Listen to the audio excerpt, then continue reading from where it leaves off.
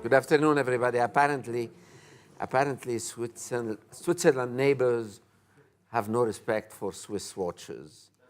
That's why previous large meeting started late, and that's why we are starting late as well because of that. Thank you all for being here. We are supposed to discuss, to look into the future. Not the very distant future, but the very proximate one.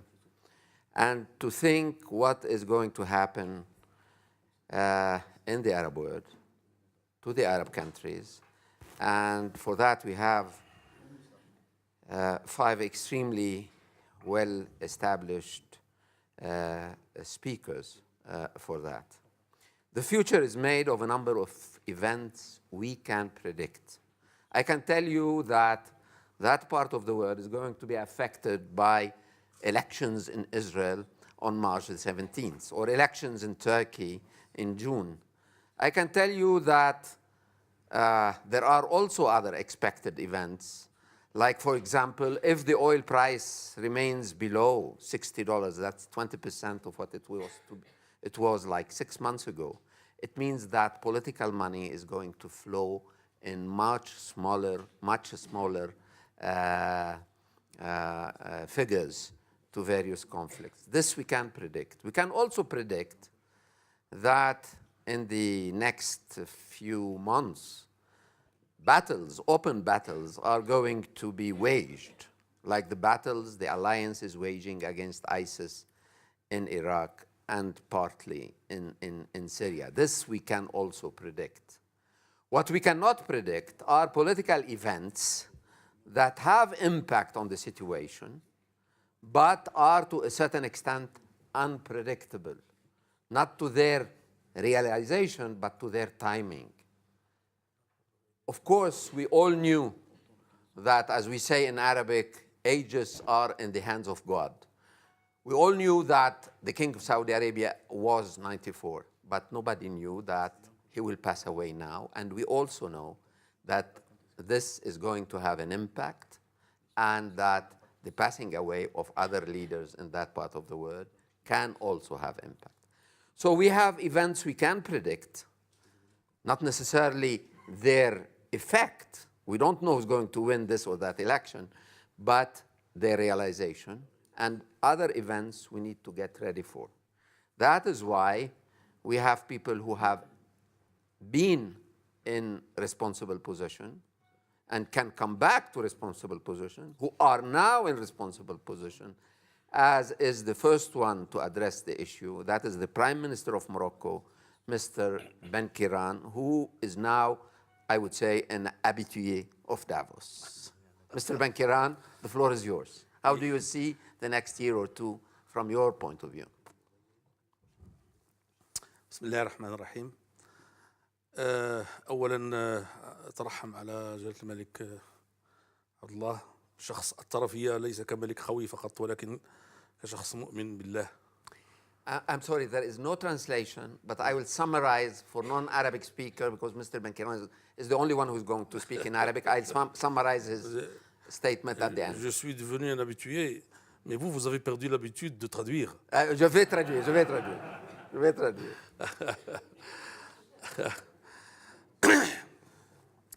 ثانيا يعني ثقافتنا مبنية على التفاؤل، وأنا متفائل إن شاء الله الرحمن الرحيم للمستقبل.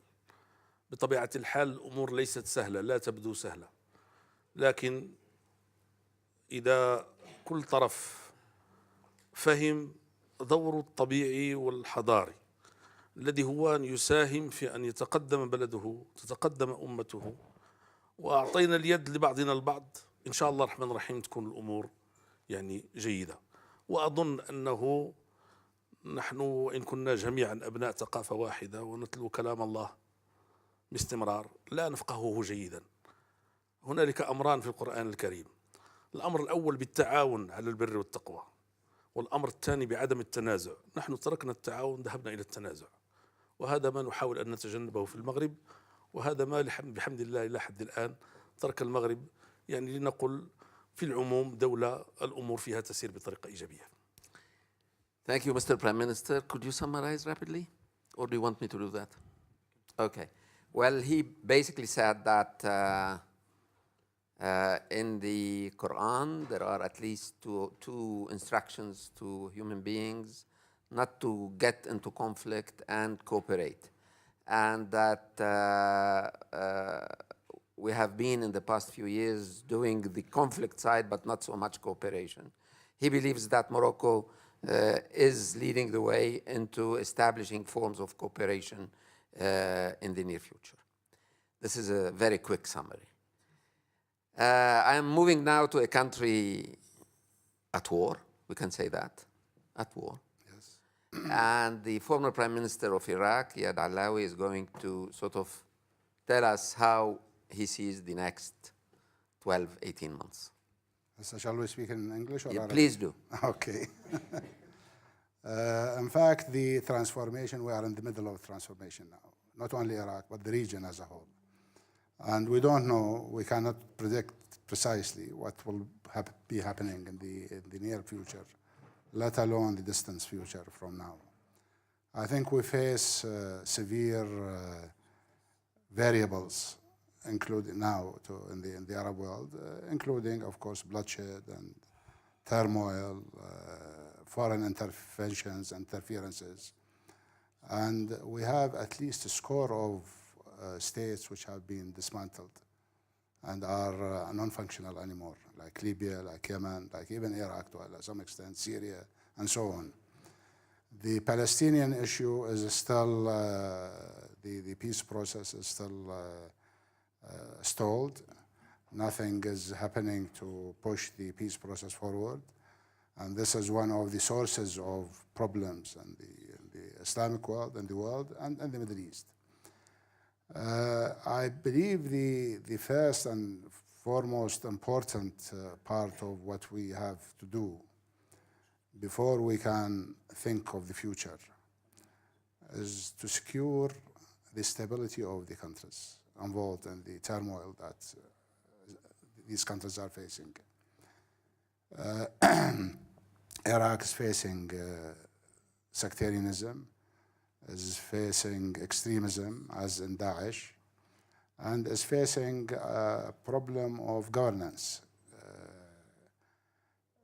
I see both Syria and Iraq as one theater, really. ISIS is not separated. It's all fixed, and now it's moving into other places in the region. And we have heard from our Libyan brothers that it's moving into Libya also, ISIS. But really, there is a very serious challenge. What will determine, to some extent, the future with a comfortable degree of certainty is what is going to happen now for these countries, especially in the wake of the death of the late King Abdullah, who was one of the stabilizing factors in the Middle East. Our problem now is to face the most extreme, most dangerous thing, the bleeding condition that ISIS is causing. And frankly speaking, I haven't seen a coherent strategy yet to face ISIS. What we see is scattered measures to attack this point or take care of that point. But a coherent strategy, neither on the regional level, nor on the international level, nor even in Iraq itself. I know with the Kurds, they have a strategy. The parts of institutions in Baghdad have a strategy, and so on. But we don't have a coherent strategy. We're all, I think the missing point of what has happened, and we don't want to go into details, that facing ISIS depends on two themes, on interwoven themes. The first is military, where we have to use the military capability, whether it's pulling intelligence, whether it's special forces, whether it's aerial bombardment, and so on. And then there is a political theme, which is most important. If you don't get the people together and to buy in to the political processes in these countries in question, then no matter what winning you can make on the military side, you will be a loser at the end of the day. I know I speak to many people in Mosul and Tikrit and Anbar, and they say, what if we fight Daesh, where shall we end? Are we going to be accused of being Ba'athist again, or terrorists, or how can we, or are we going to be considered as second-class citizens in the country? So I think this is this is where the problem lies, is first of all how we can get rid of ISIS, so at least we can see the future more clearly. The future we believe in is that we need to have democratic states, unified states. We need collaboration. We need growth and stability. And stability will not be ensured unless there is security. And this is the only thing we want to see in the future, including, of course, the resolving the Israeli-Palestinian question through the negotiations and the peaceful process where the Palestinians will get their rights. So really to be precise and to forecast what is going to happen in Libya, for example, or what's happening in Iraq is very difficult. And frankly speaking, I think that we should be very clear that to win this war and to create stability and to get the Libya again and Yemen and Iraq and Syria and so on resolved, it's very difficult because the transformation is happening. We don't know where it's going to lead. We know there are many variables interacting. We know the international community is more concerned about their own problems and paying attention, rightly so. And we know that there are in the region a race to dominate the region between various regional players. Thank you. Dr. Iyad, we are certainly no prophets, but I am still a bit stuck, and certainly in the public. From the very first communique on ISIS, the American government has said that you added a sentence saying that the fight against ISIS is going to take a lot of time. And recently, General Dempsey, the chief of staff, said that it may take 30 years. This morning, both Kurdish Iraqi and Iraqi officials were telling us that things are going in the right direction, that they are recapturing territory, that it is not going to take so much time. I think the public would like your opinion on that. I mean, how much time is it going? The victory is at the end of the road, inshallah. Well, how much time is it going to take? But we can't depend on inshallah, really, if there is no action. And the problem I see, and I said it, and I say it in the government, of course, in Baghdad, and I was amazed by the statements that came this morning of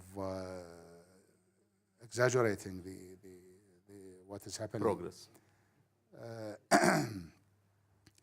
I can't lay a timetable for what and when, for a simple reason, because we don't have a strategy, and Iraq does not possess a strategy.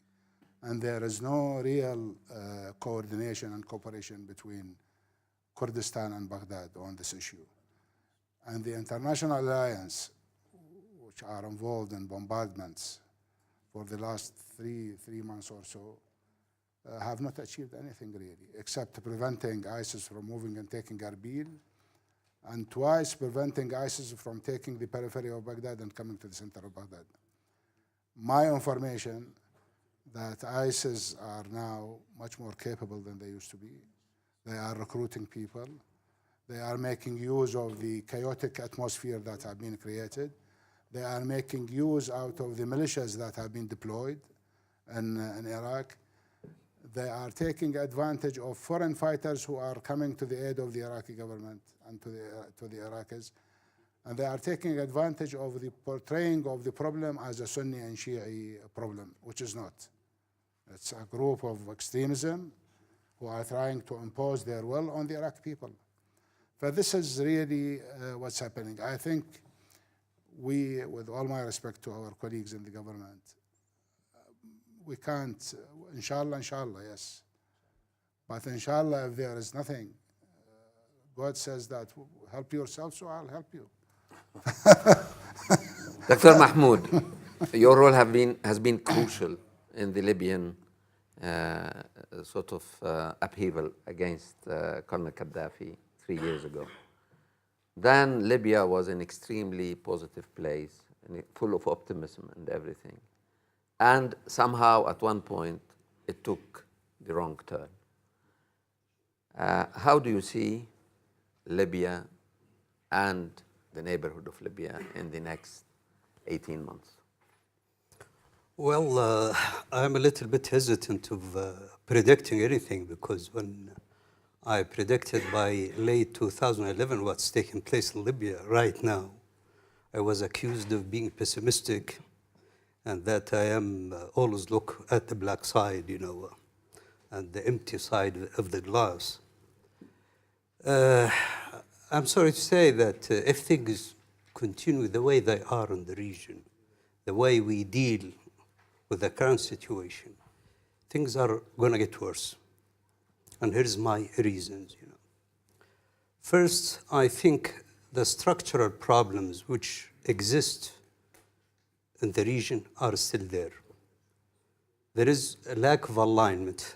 This is the first gap between the national economies of the Arab world and the global economy. Rarely, if you find any national economy in the Arab world which did what we call in the visioning exercise, positioning that economy within the context of the global economy.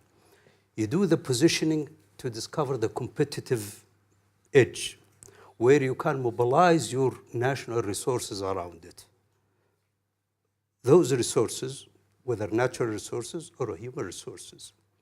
Then you start aligning the subsystems with this national economy, whether it's the political system, allow for more participation, whether it's the social system, you deal with the values that hinder the participation and the work value, whether it's the cultural, which is the most important, the education. It has nothing to do with the 21st century. So we employ in our governments out of fear that those kids might run to the streets. Not we employ because the economy is growing and the new vacancies are available, to assimilate more. Even if the economy is competitive enough, you will not find that the subsystems, the education has nothing to do with the needs of the economy. Our culture, our values, they have nothing to do with what's needed for the national economy to be competitive. So these are two holes between the subsystems and the national economy, and between the national economy and the global economy. Then there is those who are coming out because they've been marginalized. They didn't find jobs. They became extremists. And they continue to be extremists because we are moving in the same vicious circle, We are reinforcing this vicious circle. More hundreds of thousands of young people are coming to the market. They don't find jobs.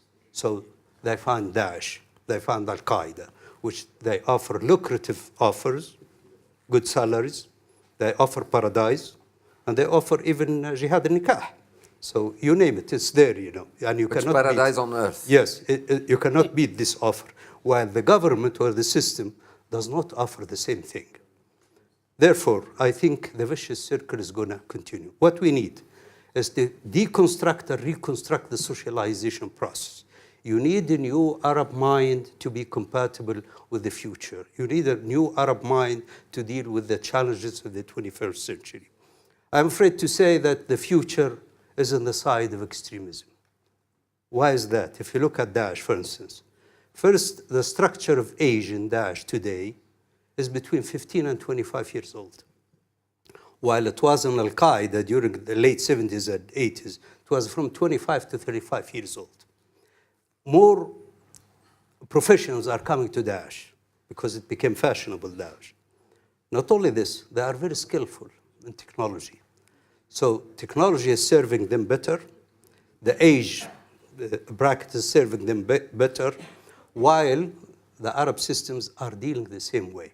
Are we going to witness the end of Arab uprising? No, as long as those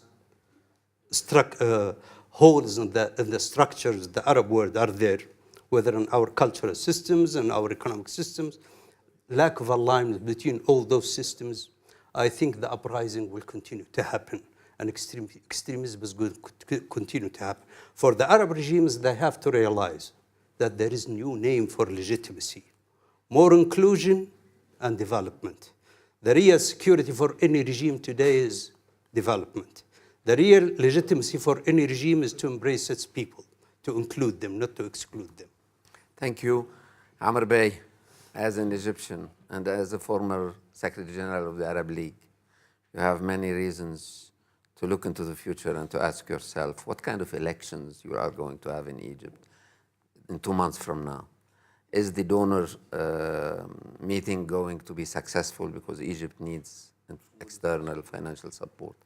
And more generally, how do you see the Arab world evolving in the next 18 to 24 months? Well, thank you, Hassan. In fact, I wanted to speak in Arabic, like the Prime Minister. And all of us tried, but we were told by the organizers that there's only one exception. It will be given to the Prime Minister, so we'll have to speak in English, starting also with Bismillah ar-Rahman ar-Rahim.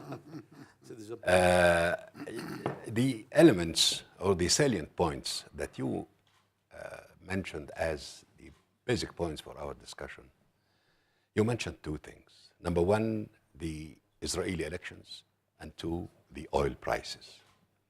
Well, I don't believe that the Israeli elections do matter for the Middle East. Change in the Israeli policy is what matters. What would influence, affects the future of the region. But changing one prime minister with the other, it is of no relevance to the issue or the subject we are discussing. Number two, the oil prices.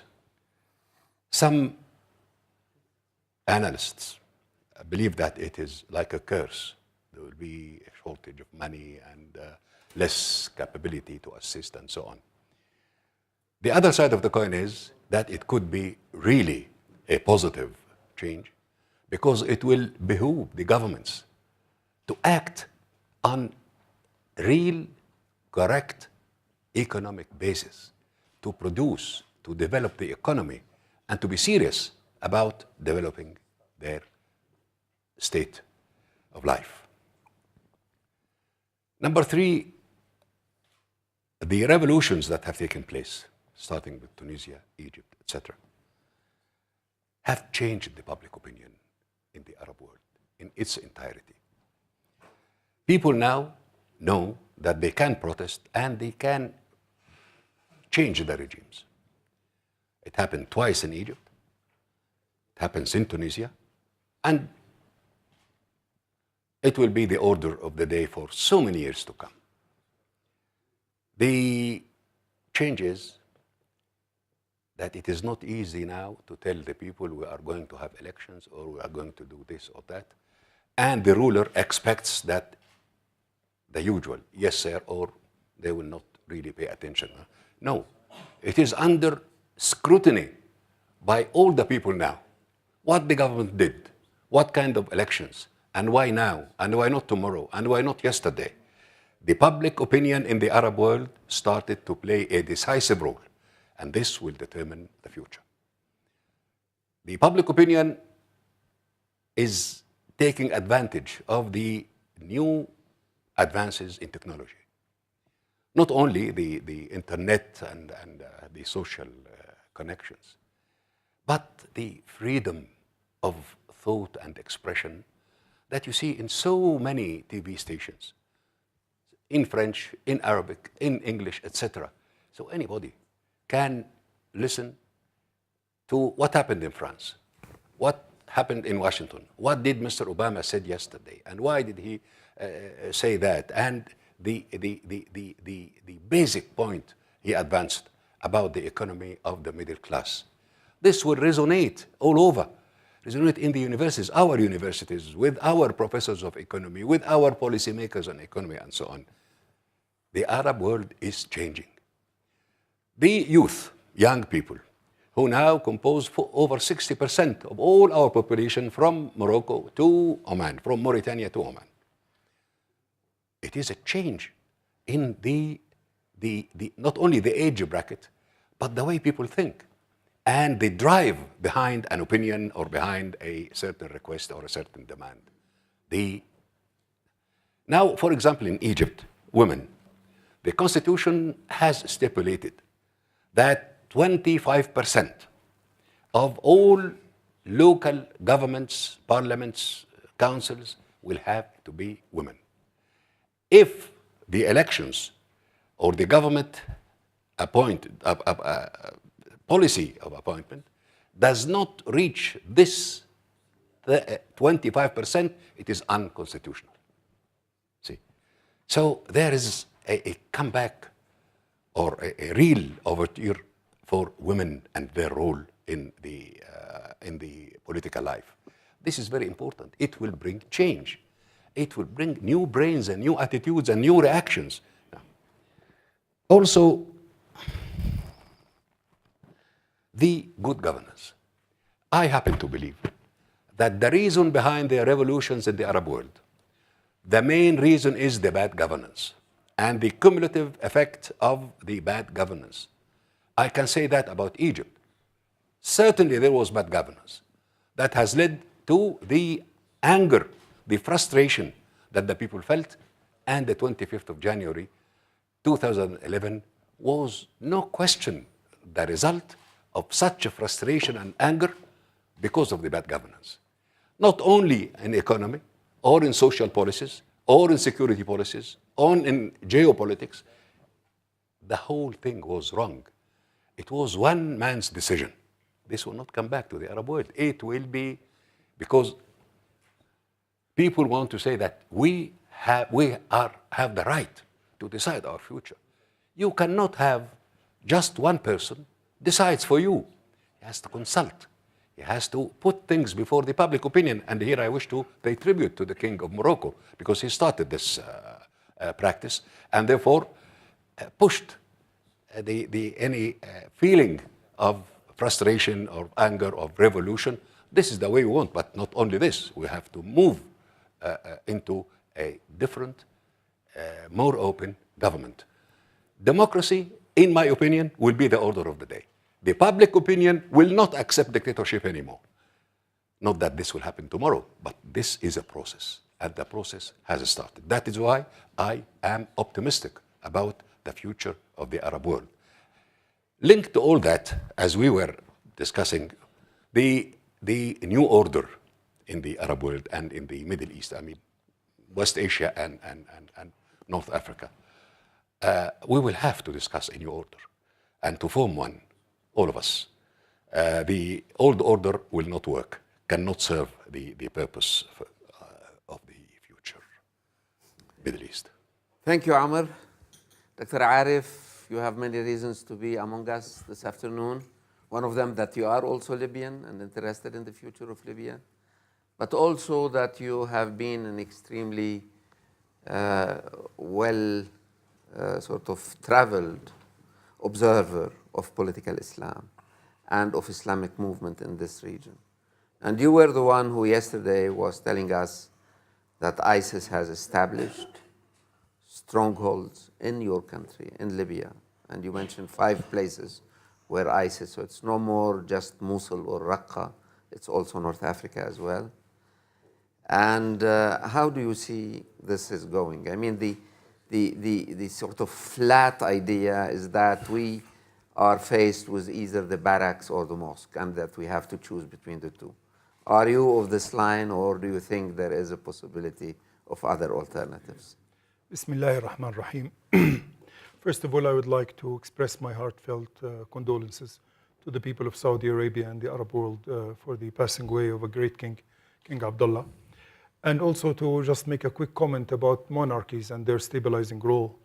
Unfortunately, in 1969, we lost our monarch, King Idris, rahmatullahi alayh, through a coup, an army coup.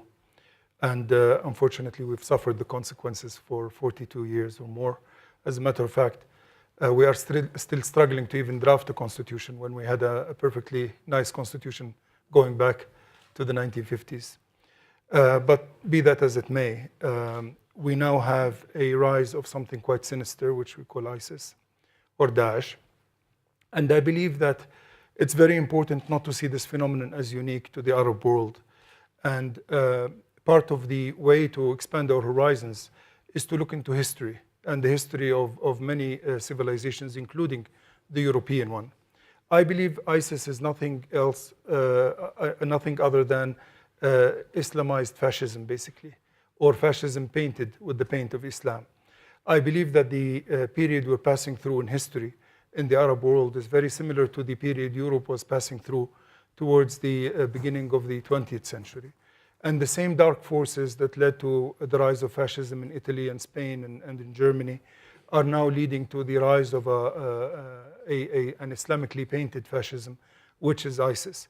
It is no coincidence that the mass executions, the tortures, the degradation of the human being, the hallmarks of fascism are all present in the ISIS phenomenon. So I think it's very important not to see this as an Islamic thing or an Islam thing. I think it is more to do with the will to power. And I think the will to power becomes more acute as people feel scared and threatened.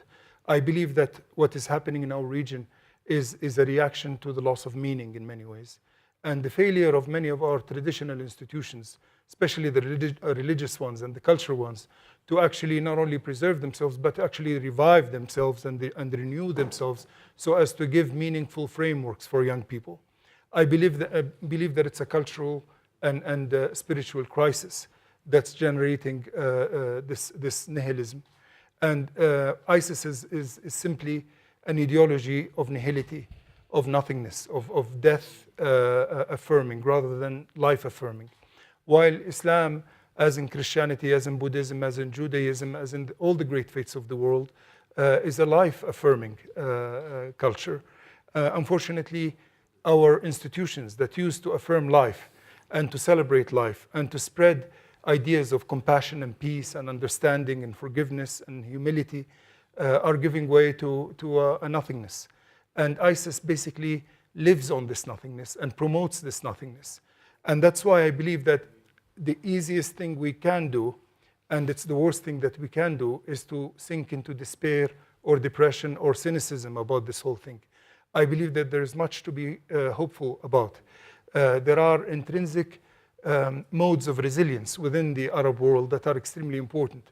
I believe the caring of Arab women is an extremely important form of resilience. Libyan women met last week. They met a few weeks ago also. They met last week in Tunisia and before that in Egypt. And their discourse is amazingly life-affirming, amazingly peace-focused, compassion-focused, dialogue-focused. We need to listen to these voices who were an integral part of this Arab Spring, but who unfortunately got suffocated as soon as the Arab Spring was successful by fascist movements that basically deprived them of that voice. There is resilience in our young people. It is not the case that all young Arabs are prone to ISIS. It's still, with the vast numbers that are joining ISIS, it's still a tiny minority of Arab youth. Arab youth do not accept this. They want to reject this, but they're looking to their adults in the society, and they're not finding meaningful discourse. The religious scholars are making no sense. The preaching is not reaching the hearts. The revered institutions of the past are just peddling cliches. We need to renew our culture. We need to renew our discourse and give these young people meaning. And the first thing we should do to give them meaning is to listen to them. This is a second form of resilience that we need to invoke. A third one, which is extremely important, is to respect locality. You know, the state that tries to plan from above and impose its will is another form of fascism. It is also a will to power. We need to listen to the locality, be it a municipality or a township or a clan or a tribe. We need to respect these local forces, the social fabric, and initiate a true, genuine dialogue at the social fabric level that can lead to a consensus that can give us constitutions on which we can have states that are healthy being built. So we need to invoke all these things, and we need to, most importantly, stay hopeful, stay positive, and create networks of goodness and compassion. And that's why we are part of this network at Davos. You can only fight networks of darkness with networks of understanding, appreciation, and mutual respect. And thank you. Thank you, Arif. I I will take a first round of questions from the public now. With the lady to start with. Hi. Present yourself and ask your question as summarized as possible. I'm Sara Alawi. I actually have a question for Dr. Ayad Alawi. And it's not an easy one either. Don't you dare to ask it at home? This is women's rights. You said, in other words, that efforts to strengthen the army and even international bombardments of ISIS alone will not overcome ISIS. You're part of the Iraqi, without a strategy, of course. You're part of the Iraqi government. Why is there no strategy? Thank you, Jannahi.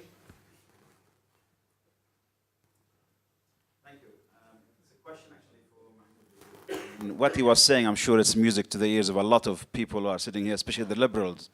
I'm not one, but I'm sure the liberals are very happy with what he was saying, because that is the cause of the problems that we have today. We talk about ISIS here, but nobody's talking why ISIS started. So a lot of what Mahmoud Jibril was saying is creating ISIS. Now, since Dr. Salama's words were at the beginning, let's look into the next 12 to 18 months. Let's not look ahead of that, but for the next 12 to 18 months, which we cannot be as optimistic as Excellency Amr Moussa for the next 18 months, where do you see, Mr. Mahmoud Jibril, how are we going to fix the issues that you raised, the issue of inclusiveness? Do you see it's going to happen anywhere in the Arab world? That's number one. Number two, do you see this business of cultural shock to get us to the next level in order that we understand and we accept each other, rather than a wise man was telling us the other night that you abuse somebody with color, then you are racist, you abuse somebody who's Jewish, you're anti-Semitic, you abuse somebody who's a Muslim or Islam, then it's freedom of speech, which is, sorry, even to say it is unacceptable, because that is a defeatism from within. So that's Mahmoud Jibril. Well, I'll take these two questions to start with. Dr. Iyad and then Dr. Mahmoud. Well, the reason for not having a strategy is really embedded in the problem between the allies, the international alliance, and the way how they see things as far as fighting ISIS, and between the regional vision of what kind of strategy is needed. And Iraq is lost between those two conflicts because Iraq does not have the means to defend itself. The army was dismantled when the invasion took place and when occupation took place. And as we are building the army again, we don't have weapons. We don't have enough ammunition. We don't have weapons. We don't have trained army. The army that we retrieved, unfortunately, suffered a lot of setbacks. And this is where we need the help of foreign countries and alliances who say that they are against ISIS. That's why no strategy has been developed. And indeed, when I speak about the political side, it is important to realize that the only ideology which is binding people now is the Islamic ideology, the Islamization, which have been taken out of context, and Islam have been hijacked, and a group are claiming under the ideology of Islam, because the ideologies that prevailed over the last 2 centuries have not produced anything except chaos and bad management. That's why it's very difficult to have a real strategy to fight ISIS. Before going to Dr. Jabril, I would like to go back to you, Mr. Benkiran. You somehow represent in Morocco, what should I say, a softer form of political Islam than the one we are discussing here. What is your view of how religion is going to mix with politics, and how it can mix positively and how it unfortunately sometimes mix explosively? شوف يا أخ سلامة، بغض النظر عن الخلفية الدينية أو الإيديولوجية، 3 تيارات تتجاذب العالم العربي. تيار يريد التحكم وأن تبقى الأمور تقريبا كما كانت. تيار متشدد يريد أن يعود بنا إلى مرحلة خلاص لا يمكن أن تعود عليها البشرية إطلاقا، وتيار ديمقراطي يريد أن يأخذ بعين الاعتبار بطريقة معتدلة معطيات الواقع. So the Arab world is sort of torn between three different political currents. The first one wants the sort of the status quo to remain as is. The second one wants to bring the Arab world back to centuries, which is absolutely realistic. And the third one is democratic trend. لا مستقبل للمنطقة العربية إلا في الاختيار الوسط، لكن الاختيار الوسط يحارب من الاختيار الأول والاختيار الثاني. There is no future but for the centrist line. But the centrist line is being fought by the two sides, by those who want to go back to past centuries and for those who want the status quo to remain. كما قال الأخ جبريل من قبل، حين التحكم يمسك الأمور تكون يعني المطالب غير مستجاب لها، مشاعر غير مستجاب لها، يأتي التشدد ويرد على التحكم. وحين يصبح التشدد هو الذي يهيمن نعود إلى صور يعني مرعبة من التصرفات التي لا يمكن أن يقبلها لا دين ولا منطق، خصوصا في هذه المرحلة التي نحن فيها. التيار المعتدل هو أمل كل من اليوم يوجد في الساحة ويمسك السلطة، لأنه هو الذي يمكن أن يدخل معه الآخرين. لا على المستوى الاقتصادي، الأقوياء دائما يأخذون حقهم، الذين كانوا قادرين على إزعاجهم أخذوا حقهم. الآن بقي الشعوب، يعني الطبقات التي لم تصل لا بد من إدخالها، الطبقات التي لم يعترف بها سياسيا ولم يعترف بها على مستوى أفكارها وآرائها لا بد من إدخالها. لا بد أن نتصالح مع أنفسنا. إذا تصالحنا مع أنفسنا تيار التحكم سيرجع إلى حدوده، والتشدد كما كان دائما سوف يبقى، ولكن سوف يصبح مهمشا، والعالم ساعتها سيكون لنا مكانة فيه تفرض عليه أن يأخذ بعين الاعتبار مواقفنا، وساعتها يمكن الانتخابات الإسرائيلية تأخذنا بعين الاعتبار، أما لحد الآن ما تأخذنا بعين الاعتبار. Well, basically what Mr. Ben-Kiran is saying is that authoritarianism and extremism are mutually supportive, and basically they try to sort of alternate in power between themselves. But there are other social classes, the people, he says, who are not represented yet and can only be represented by a moderate line. And moderate line can represent these people and speak for them. بقيت نقطة واحدة بسيطة. تفضل.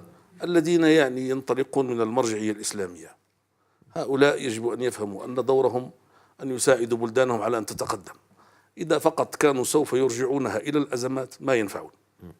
Now, a last word for those who sort of take Islam as their reference.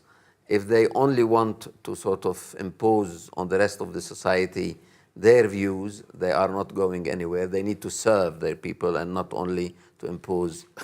المطالبة بالحق التي تكون نتيجتها زيادة المشاكل على الأمة هذه في النهاية الناس ينظرون إلى المقاصد، ما الذي يحصل حقيقة.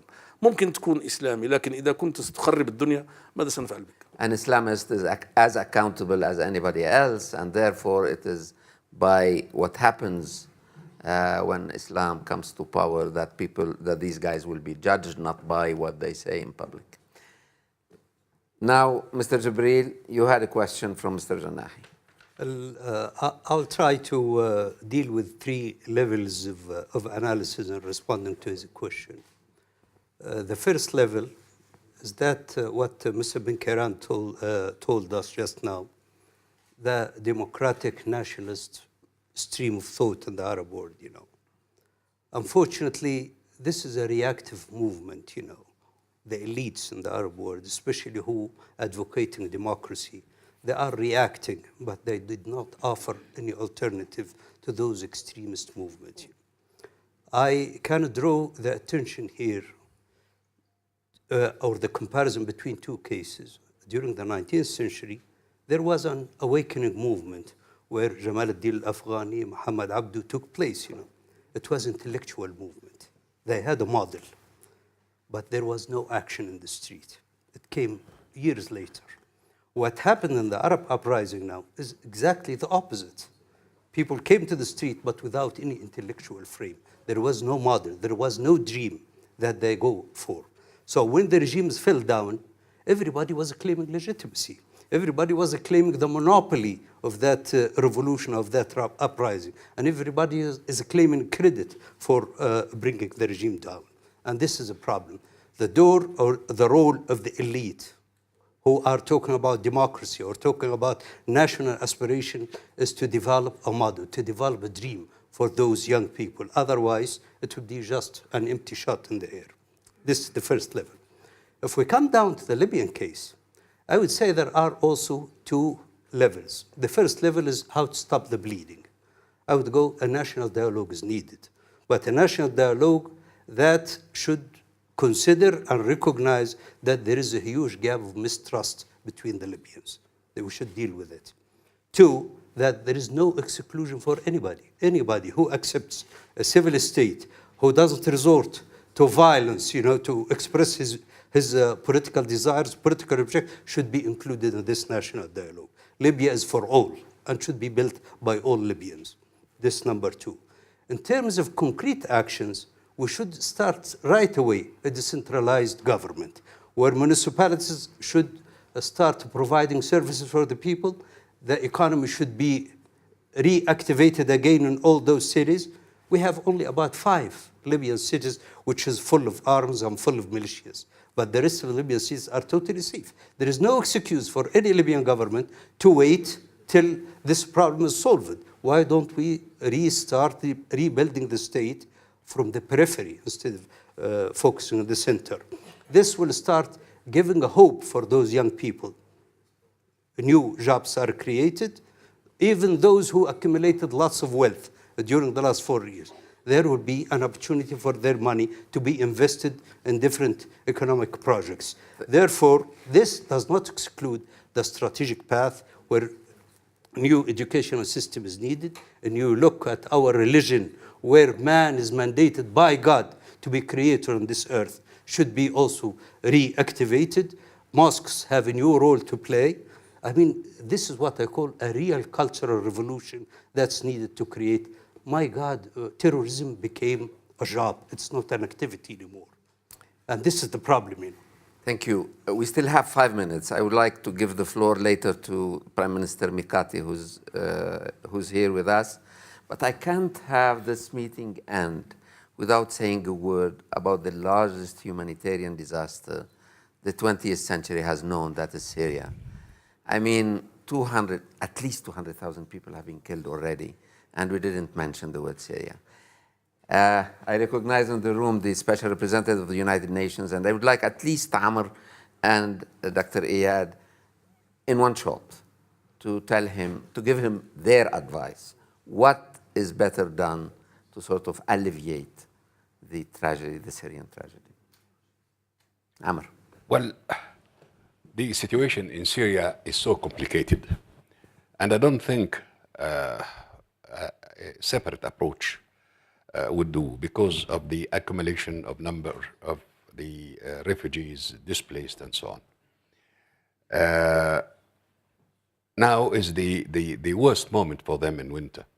And I'm sure that the UN has done all it can. The Arab countries have done all they can, but we all fell short of dealing with it properly, with this problem properly. And as Prime Minister Mikati is here, I have to make a special mention of Lebanon and what Lebanon has done, and what Lebanon has hosted a big number for them. But we have to do more, and the political solution for Syria will have to be worked for, and for big countries, permanent members, will have to abandon the policy of managing crisis. They have to address the crisis. They are, as we have seen in Palestine and many other problems, there is a problem, difficult to solve, so it is better to manage and keep going here and there. So I hope that the special representative, who is an old hand in all those issues, will take into consideration the point that managing the crisis is against basic rights and will add to the problem of refugees and displaced. Prime Minister Mikati. Dr. Salam, a question. just, I would like that you clarify. It is the Islamic State in Iraq and Syria. What they are doing in Libya. Well, it is, So it's becoming a generic name. yes. Yes. What's the reason of existing such generic name today in Arab society? That's another question that we have to elaborate, I guess. So it's not anymore Islamic State in Iraq and Syria. It is becoming a movement in this Islamic State. Trans-regional. Last word to Dr. Iyad, possibly to address this question Well, by Mr. Mikati. I think if we count the displaced and the refugees and those who are unfortunately being killed, the numbers amount to millions of people, not only 200,000 or around this figure. And really, I cannot see any way but for the international community and the regional community to help as much as they can and to resolve the problems as quick as possible. We cannot wait for people to decide at leisure what to do and what to have, and otherwise, every day passing, we are losing people. And people are getting displaced and getting seeking refugees and status in different countries. For the situation, and this is, by the way, this is when you look at Lebanon or you look at Jordan, quarter of the population now is from Syria. 1 million. And we have in Iraq, inside Iraq, only displaced is 2 millions. But that's why it's very difficult, and I think the UN is aware of these enormous problems, but I don't think they have a solution for this issue. Thank you all on this not very positive note, but still realistic one. Thank you all for being with us. Very nice. Not to their realization, but to their timing. Of course, we all knew that, as we say in Arabic, ages are in the hands of God. We all knew that the King of Saudi Arabia was 94, but nobody knew that he will pass away now. And we also know that this is going to have an impact, and that the passing away of other leaders in that part of the world can also have impact. So we have events we can predict, not necessarily their effect. We don't know who's going to win this or that election, but their realization and other events we need to get ready for. That is why we have people who have been in responsible position and can come back to responsible position, who are now in responsible position, as is the first one to address the issue. That is the Prime Minister of Morocco, Mr. Ben Kiran, who is now, I would say, an habitué of Davos. Mr. Ben Kiran, the floor is yours. How do you see the next year or two from your point of view? بسم الله الرحمن الرحيم. أولا أترحم على جلالة الملك عبد الله، شخص الطرفية ليس كملك خوي فقط ولكن كشخص مؤمن بالله. I'm sorry, there is no translation, but I will summarize for non-Arabic speaker, because Mr. Ben Kiran is the only one who is going to speak in Arabic. I'll summarize his statement at the end. Je suis devenu un habitué, mais vous avez perdu l'habitude de traduire. Je vais traduire.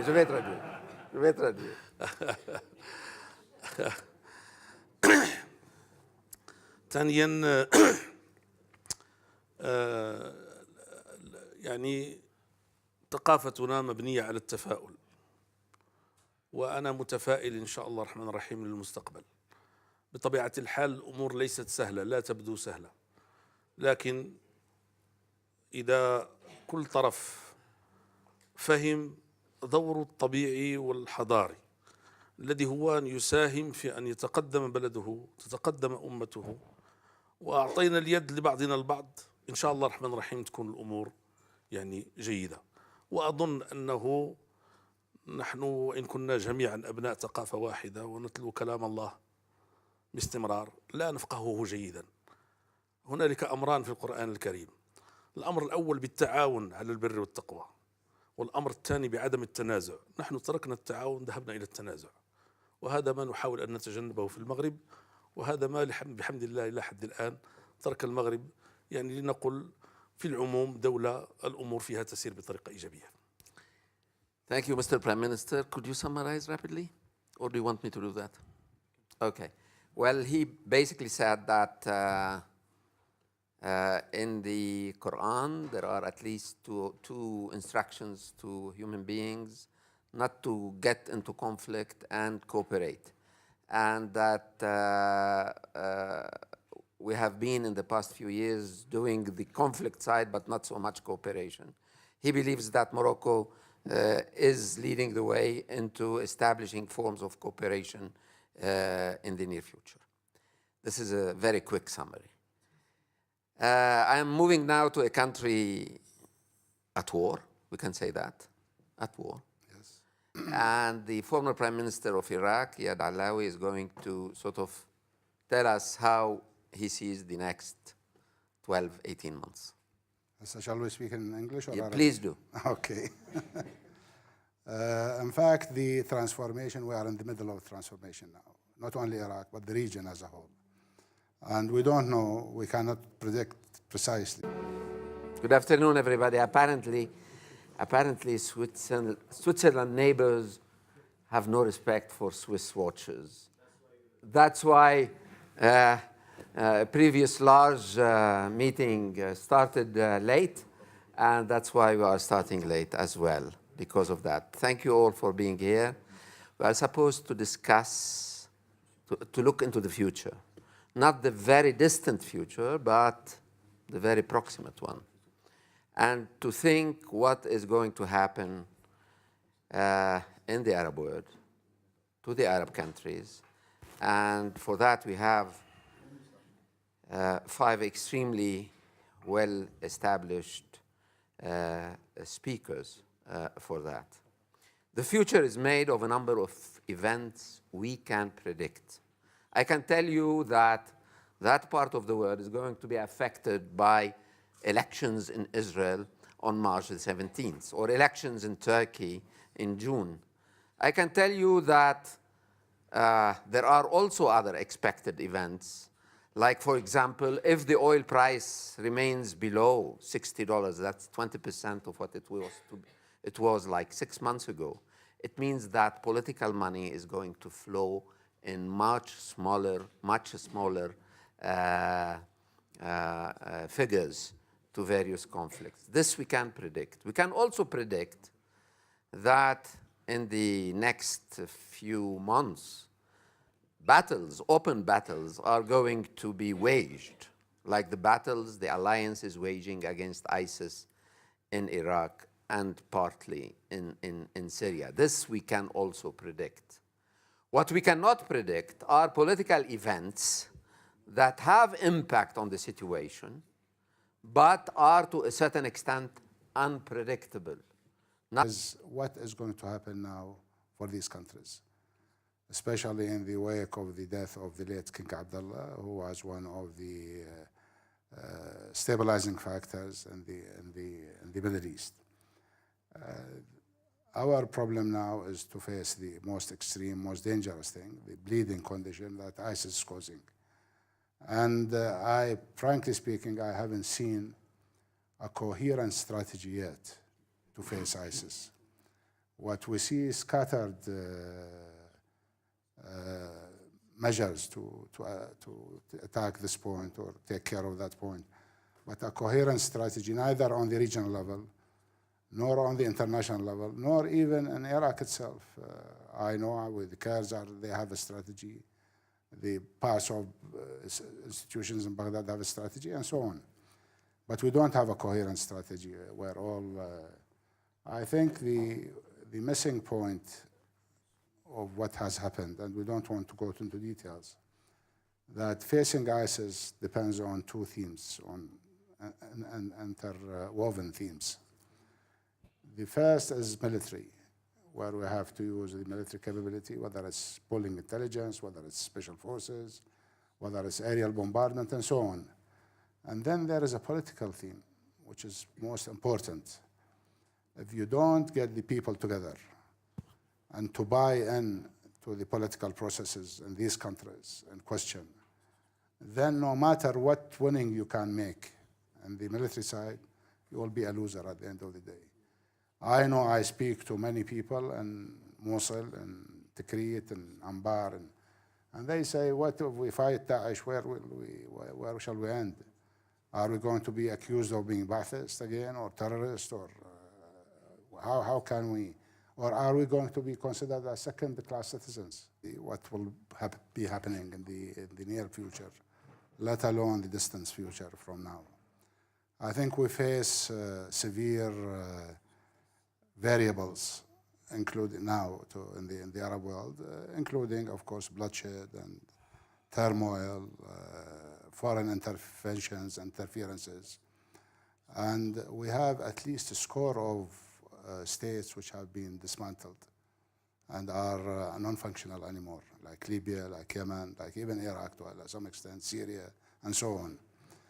The Palestinian issue is still, the peace process is still stalled. Nothing is happening to push the peace process forward. And this is one of the sources of problems in the Islamic world, in the world, and the Middle East. I believe the first and foremost important part of what we have to do before we can think of the future is to secure the stability of the countries involved in the turmoil that these countries are facing.